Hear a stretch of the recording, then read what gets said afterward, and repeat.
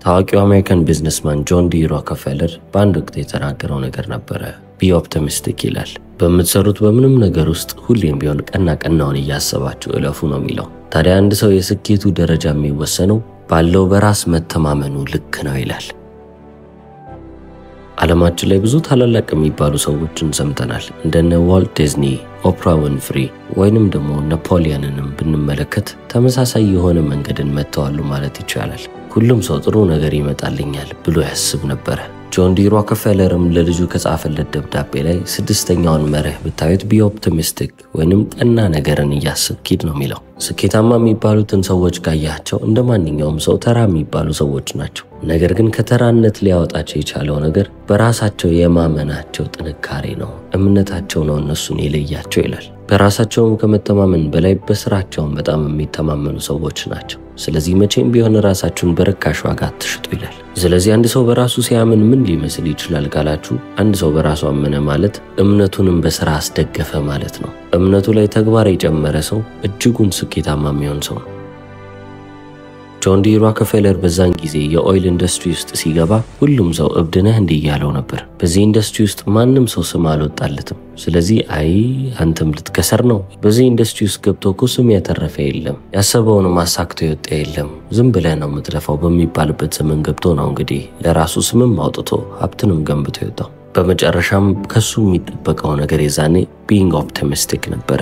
ቀና ሆኖ ነገሮችን መመልከት፣ የትኛው ጋር እድል እንዳለ ማየት፣ እድሎቹንም እንዴት መጠቀም እንዳለበት መገንዘብ ነበር የሚያስፈልገው። ያንንም አድርጎ ያለፈ ሰው ነው። ለልጁ ከጻፈለት ደብዳቤ ላይ ሰባተኛው ፕሪንሲፕል ቢዝነስ ኢዝ ዋር ይሰኛል። ቢዝነስ ወይንም ንግድ ማለት ጦርነት ማለት ነው የሚለው። ምክንያቱም ለጆን ዲ ሮከፌለር ሁሉም ነገር ጦርነት ነበረ፣ ስፔሻሊም ደግሞ ቢዝነስ። በዚህ በኦይል ኢንዱስትሪ ውስጥ ወይንም በነዳጅ ንግድ ውስጥ ገብቶ ምንም መቀለድ የፈለገበት ነገር ያለ አይመስልም። ሁሉንም ነገር ለራሱ ነው የፈለገው። ገበያውን ሊጋራበት የመጣውን ማንንም ሰው ወደ ማጥፋት ዝግጁ ነበረ። ሲያጠፋም ደግሞ በብልሃት ነው። ታዲያ በዚህ በንግዱ ዓለም ውስጥ እያለ ኦይል ሪፋይነሪውን በሚያሰራበት ጊዜ ላይ ቤንሰን የተባለ አንድ ትልቅ ጠላት ነበረው። ያኛውም ነጋዴ ነው፣ ይሄም ነጋዴ ነው። ሁለቱም ተጋጩ ማለት ነው። ምክንያቱም ሁለቱም የሚፈልጉት ተመሳሳይ ነገር ነው። ታዲያ ቤንሰን ምንድን ነበር ያስበው ካላችሁ 110 ማይል ርቀት የሚሄድ ፓይፕላይን፣ በመሬት ስር የሚቀበር ትቦ፣ ነገር ግን በዛ ውስጥ ነዳጅ እንዲያልፍ ነበር የፈለገው። ፔንሲልቬኒያ ተነስቶ ወደ ሌሎች ምዕራባውያን ከተሞች ጋር እንዲደርስለት ማለት ነው። ቤንሰን ይህንን አደረገ ማለት ጆን ዲ ሮከፌለር ሙሉ ለሙሉ ከስራ ወጣ ወይም ከገበያ ወጣ ማለት ነው። ታዲያ ሮከፌለር ይህንን እንዲፈጠር መቼም ቢሆን ልፈቅድ አልችልም ብሎ አሰበ። ስለዚህ ያ ቤንሰን አሰራዋለሁ ያለው ፓይፕላይን በሚያልፍበት ቦታ ጋር ያሉትን መሬቶች እንዳለ ገዛና በኔ መሬት ስር ምንም አይነት ቁፋሮ አይደረግም አለ። ቤንሰን ግን በዚህ ብቻ ሊቆም የሚችል አይነት ሰው አልነበረም። ሌሎች ቦታዎችን ተመለከተና ፓይፕላይኑ በሌሎች መንገዶች እንዲሄድ አረገ። ታዲያ ቤንሰን ቀላል የሚባል ሰው አይደለም ብያቸዋለሁ። ምንም እንኳን ጆን ዲ ሮከፌለር ቢሞክርም ብዙ ቢጥርም ያንን 110 ማይል ርቀት የሚጓዝ ፓይፕላይን ከመሬት ስር ገንብቶ ሊጨርስ ቻለ። ከዚህ በኋላም ጆን ዲ ሮከፌለር አንድ የመጨረሻ እድል ነበረው። ይህንን በደንብ ካልተጠቀመ እንግዲህ ሙሉ ለሙሉ ከገበያ ይወጣል፣ ይከስራል ማለት ይቻላል። ምክንያቱም ቤንሰን በጣም በርካሽ ዋጋ እነዛን ነዳጆች ከአንድ ቦታ ወደ ሌላ ቦታ ማስተላለፍና ለከስተመር ማድረስ ይችላል ማለት ነው። ታዲያ ጆን ዲ ሮከፌለር ስለ ጊዜው ሲያስታውስ እንደዚህ ይላል። በጣም ከባድ የሚባል ጠላት እንዳለኝ አውቃለሁ። ለማሸነፍና እሱን ለመርታት ከባድ ነው። ነገር ግን እኔ ለማሸነፍ ያለኝን ቁርጠኝነት መቼም ቢሆን ሊያሸንፈው አይችልም። ምክንያቱም 110 ማይል ርዝማኔ ያለው ፓይፕላይን ለኔና ለቢዝነሴ ትልቅ የሚባል ትሬት ነው፣ ለኔ ትልቅ አደጋ ነው። ያ እንዲፈጠር ዝም ብዬ የምመለከት ከሆነ አይደለም ሌሎች ስቴቶች ውስጥ ኒውዮርክ ውስጥ ያሉኝን ደንበኞች እንዳለ ይወስዱብኛል። ይህ ማለትም ደግሞ ሙሉ ለሙሉ ቢዝነሴን ወሰደው ማለት ነው። ይህንን ደግሞ ልፈቅድ አልችልም በምንም ተአምር አለ። ከዚህ በኋላ ያደረገው ነገር በእጅግም ጂኒየስ የሚያስብል ነገር ነበር። ሮከፌለር አንድ ነገርን ተገንዝቧል። በዛ ፓይፕላይን የሚመጣው ኦይል እንዳለ መቀመጫ ያስፈልገዋል፣ አለበለዚያ ፓይፕላይኑ ምንም አይጠቅምም። ያ ሁሉ ነዳጅ መጥቶ የትም የሚቀመጥበት ቦታ ከሌለ እንግዲህ ከሰሩ ማለት ነው። ስለዚህ ቺን ሐሳብ አመጣና እዛ ሀገር ውስጥ የኦይል ኮንቴይነሮችን የሚያመርቱ ፋብሪካዎችን ሄዶ በጣም ብዙ የሚባል ትዕዛዞችን ለነሱ አቀረበላቸው፣ ብዙ ሺህ ኮንቴይነሮች። ታዲያ አሁን ያንን ሁሉ ኮንቴይነሮች ለጆን ዲ ሮከፌለር ማስረከብ ስለነበረባቸው እነሱም ደግሞ ተጨማሪ ትዕዛዝን መቀበል አቆሙ ማለት ነው። ስለዚህ ቤንሰን ያንን ሁሉ ነዳጅ በመሬት ስር አልፎ የመጣውን የት ሊያረገው ይችላል? ምንም አይነት ኮንቴይነር ሊያገኝ ስላልቻለ በዛ በኩል የሚያልፈው ድፍድፍ ነዳጅ እንዳለ የሚቀመጥበት ቦታ የለውም ማለት ነው። ስለዚህ ሙሉ ለሙሉ እየፈሰሰ ባከነ። ቤንሰንም 1 ዓመት ባልሞላ ጊዜ ውስጥ ከስሮ ከቢዝነስ ውስጥ ሊወጣ ቻለ። እጁን ሰጠ ማለት ነው። ይህንን ያስደረገው ማን ነው? ጆን ዲ ሮክፌለር። ጆን ዲ ሮክፌለርም ከዚህ በኋላ እንደዚህ ያለ በጣም ምርጥ የሚባል ኮማንደር ከሱ ጋር ምንም ንክኪ የሌለውን ምሽግ አይመታም።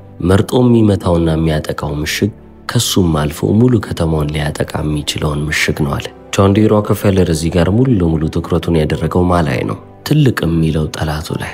የሱንና በአጠቃላይም የኦይል ቢዝነሱን አደጋ ላይ የሚጥለውን ሰው ፈለገና እሱን አጠቃው። እሱን ከገበያ ውጪ ማድረግ ላይ ብቻ ፎከስ አረገ። ሌሎች ትናንሽ የሚባሉ ጠላቶች እኮ ነበሩት፣ ግን እነሱ ላይ ጊዜ ማባከኑ እንዳልነበረበት ተገንዝቧል። ዋናው ዓላማውን ትልቁ ላይ አረገ። እሱንም ስለረታው ነው ቢዝነሱ ይህን ያህል ጊዜ የቆየለት። አሁንም የጆን ዲ ሮክፌለርን ስም እያነሳን ስለሱ የምናወራው የራሱን ቢዝነስ በስኬታማ መንገድ ማስቀጠል ስለቻለ ነው። አሁን ጆን ዲ ሮክፌለር ቤንሰንን ይጠላዋል ወይ ካላችሁ በፍጹም አይጠላውም። እንደውም አክባሪው ነኝ ይላል። ነገር ግን በቃ የስራው ጨዋታ ነው፣ የስራው ባህሪ ነው ብሎ ሁሉም ቢዝነስ ላይ ጠላት እንዳለኝ አምኛለሁ። ስለዚህ እነዛን ጠላቶችን ማስወገድ ነበረብኛል። እንደ ቤንሰን አይነት ጠንካራ የሚባል ተፎካካሪ ወይንም ጠንካራ የሚባል ጠላት ሲኖራችሁ ደግሞ ጥሩ ነው። እሰራዋለሁ አስቤዋለሁ ብላችሁ ካሰባችሁት በላይ የበለጠ ፑሽ አድርጋችሁ እንድትሰሩ ያደርጋችኋል። ቢዝነስ ጦርነት ከሆነ ትንሿን ቦታ ብቻ ወስዳችሁ በቃ ጦርነቱን አሸንፍኩ ልትሏችሁ ሙሉን ኮንከር ማድረግ አለባችሁ፣ ሙሉን መቆጣጠር አለባችሁ። ጆን ዲ ሮክፌለርም ልክ እንደዚህ ነው ሙሉ ለሙሉ ተቆጣጥሮ ይህንን ትልቅ ሞኖፖሊ ለረጅም ጊዜ ሲያካሄድ የቆየው። ስለዚህ 7ኛው ፕሪንሲፕል ምንድነው ብያቸዋለሁ? ቢዝነስ ኢዝ ዋር፣ ንግድ ጦርነት ነው የሚለን። 8ኛው ጋር ስንመጣ ስትሮንግ ኔጎሺዬሽን ይላል። መከራከርን በደንብ አድርጋችሁ ልታውቁ ይገባል። ስትከራከሩም ደግሞ ወደር የለሽ መሆን አለባችሁ ነው የሚለን። ታዲያ እሱ እንደሚለው አይነት ኔጎሺዬተር ለመሆን ምን ያስፈልገኛል ብትሉ 5 ነገሮችን ጆን ዲ ሮክፌለር ለልጁ ሲያስተምር ተመለከት። የመጀመሪያ ብሎ ያስቀመጠው the overall environment ይለዋል። የሁሉንም ሁኔታ አካባቢያችሁን በደንብ አድርጋችሁ ማጥናት አለባችሁ። የማለት የገበያውን ሁኔታ በተጨማሪም የንግዳችሁን ሁኔታ በደንብ አድርጋችሁ አጥኑ ይላል። ይህ በጣም አስፈላጊ የሆነው ለምንድነው ብላችሁ ብትጠይቁት እናንተ ያላችሁበትን ዘርፍ በደንብ አድርጋችሁ ልቅም አድርጋችሁ ያጠናችሁና ያወቃችሁ ሰዎች መሆን አለባችሁ። በዛ ዘርፍ ውስጥ ከናንተ በላይ ያወቀ ሰው መኖር የለበትም። ትልቁን አድቫንቴጅ ሌሎች ኮምፒቲተሮቻችሁ ላይ ተፎካካሪዎቻችሁ ላይ ትልቁን እርምጃ የምታገኙበት ብቸኛው መንገድ ብዙ በማወቅ ነው ይላል። ሁለተኛ ብሎ የሚያነሳው ነገር ሪሶርስስ ብሎ ይመዘግበዋል። ሪሶርስስ ሲልም ደግሞ ምን ማለት ነው ካላችሁ ጥንካሬያችሁን፣ ድክመታችሁን ይሄ ፐርሰናልም ቢዝነስም ሌቭል ላይ ማለት ነው። እናንተ እንደ ግለሰብ ጠንካራ ጎናችሁን፣ ደካማ ጎናችሁን፣ በተጨማሪም ቢዝነሱም የደከመበትን ጎንና የጠነከረበትን ጎን ባለፈም ደግሞ ምን ያህል ካፒታል እንዳላችሁ በደንብ አድርጋችሁ ልታውቁ ይገባል ይላል። ታዲያ አሁን እዚህ ጋር በራሳችሁ ብቻ መቆም የለባችሁም። ከእናንተም አልፋችሁ ተቀናቃኛችሁ ኦፖነንታችሁ ያለውንም ነገር መመልከት አለባችሁ። ካፒታላቸው ምን ያህል ነው? የራሳቸውን እንደ ግለሰብም ሆነ እንደ ድርጅት ድክመታቸውንና ጥንካሬያቸውስ ምንድነው የሚለውን ነገር በደንብ አድርጋችሁ ልታጠኑ ይገባል። 3ኛው ስቴፕ ይሄ ነው ይላል። ምክንያቱም በድርድር ጊዜ ላይ አሪፍ የሚባል ተደራዳሪ ለመሆን እናንተ የራሳችሁን ጠንካራ ጎን ትወስዳላችሁ፣ የተቀናቃኛችሁንም ድክመት ወስዳችሁ ነው ሁለቱን አንድ ላይ ፊውዝ ስታደርጉ ጥሩ የሚባልን ውጤት ይዛችሁ ልትወጡ የምትችሉት። የቤንሰንና የሮክፌለርን ጉዳይ እስቲ እንመልከት።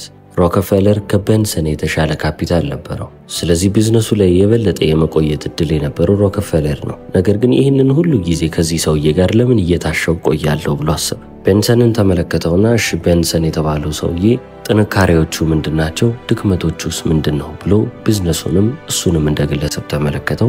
የቤንሰን ድክመትም የነበረው ያንን ድፍድፍ ነዳጅ ፕሮሰስ ማድረጉ አልነበረም፣ ነገር ግን ለከስተመሮች ማድረስና ያንን ነዳጅ የሚያስቀምጥበትን ቦታ ለማወቁ ነበር ትልቁ ድክመት። ስለዚህ ይህችን ነገር ተመለከተና ጆን ዲ ሮክፌለር እሱ ላይ ወሰነበት ማለት ነው። ሊያሸንፍም የቻለው ሞኖፖሊውንም ሊያስቀጥል የቻለው በዛ መንገድ ነው። ጥሩ ተደራዳሪ ለመሆን 4ኛ አስፈላጊው ነገር your goal and attitude ይለዋል። ግባችሁና አመለካከታችሁ ማለት ነው። ባጭሩ ስነግራችሁ you need to know yourself ይላል። ራሳችሁን በደንብ አርጋችሁ ልታውቁ ይገባል። በተጨማሪም የምትሰሩትን ነገር በደንብ ልታውቁ ይገባል። ያላችሁን ግቦች ልትመዘግቡ ይገባል። እነዛንም ግቦች ለማሳካት ምን ያህል ቁርጠኞች እንደሆናችሁ ማወቅና መረዳት አለባችሁ ይላል። ይህ አራተኛው ብሎ የጠቀሰው ነገር በጣም ቀላል የሚባል ምክር ይመስላል። ለመስማትና ለማስታወስም በጣም ቀላል። ይህንን ምክር ግን በህይወታችሁ ላይ ለመተግበር በጣም ከባድ ሆኖ የምታገኙት ብዙ ጊዜ በሲምፕሊሲቲው ወይንም ደግሞ በምክሩ ቀላልነት ስለምትንቁት ነው። በህይወታችሁ ውስጥ መዋጋት የሌለባችሁ ጦርነት ውስጥ መግባት የለባችሁም ይላል ጆን ዲ ሮከፌለር።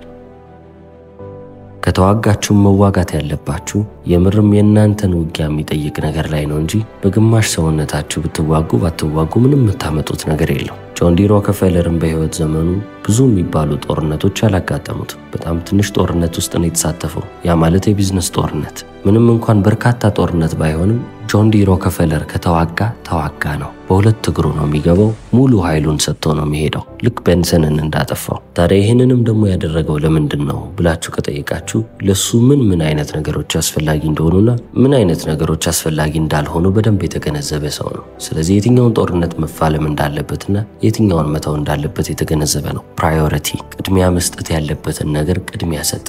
ስለዚህ ምንም ያህል ጦርነት ውስጥ ብትገቡ፣ ምንም አይነት ነገር ውስጥ ብትገቡ ሁሌም ልብ ልትሉ የሚገባው ነገር ያ ጦርነት ከግቤ ጋር አንድ መስመር ላይ ነው ወይ? ይህንን ጦርነት ባካሄድ ወደ ግቤ እንድቀርብ ይረዳኛል ወይ ብላችሁ ነው መጠየቅ ያለባችሁ። መልሱ አዎ ከሆነ በሁለት እግራችሁ ዘላችሁ ግቡ፣ በደንብ ተፋለሙ። መልሱ አዎ ካልሆነ ግን አይመለከታችሁም፣ እዛ ነገር ውስጥ አትግቡ ይላል።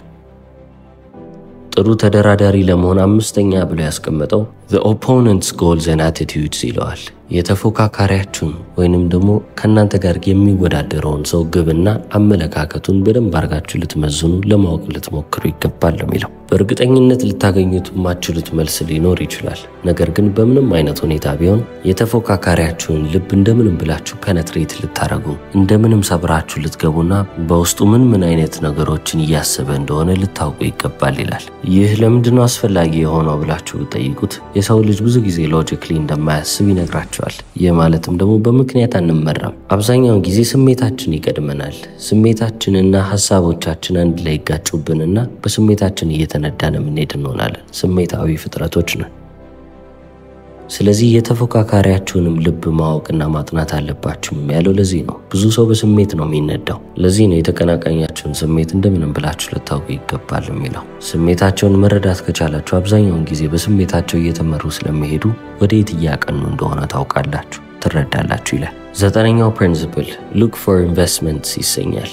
ኢንቨስት ለማድረግ መፈለግ አለባችሁ ነው የሚለው። ታዲያ ለልጁ ከጻፈለት ደብዳቤ ላይ ሚስተር ቻርልስ የተባለ ሰውዬ አንድ የጻፈውን ስፒች ወይንም የተናገረውን ነገር እዛ ላይም ጽፎ አስቀምጦለታል። ሚስተር ቻርልስ ታዲያ ገንዘብ ያላቸው 3 አይነት ሰዎች አሉ የሚለው ንግግሩ ነው ጆን ዲ ሮከፌለር ለልጁ የጻፈለት። ታዲያ እዛ ላይም እንደዚህ ይላል፣ በፍጹም ሀብታም የማይሆኑ 2 አይነት ሰዎች አሉ። የመጀመሪያዎቹ ግላመረስ ላይፍ የሚያምራቸው የቅንጡ ህይወት የሚፈልጉ ናቸው አለ። ፍላጎታቸው ሙሉ ለሙሉ ላክሸሪ ላይ ነው ወይንም የቅንጡ ህይወት ላይ ነው እንጂ ከዛ ያለፈ ነገር ላይ አይደለም አለ።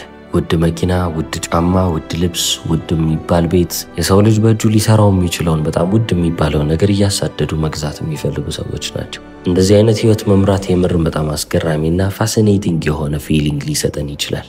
ነገር ግን it lacks rationality፣ ምክንያታዊነት ይጎለዋል፣ ሰብስታንስ የለውም ነው የሚለን።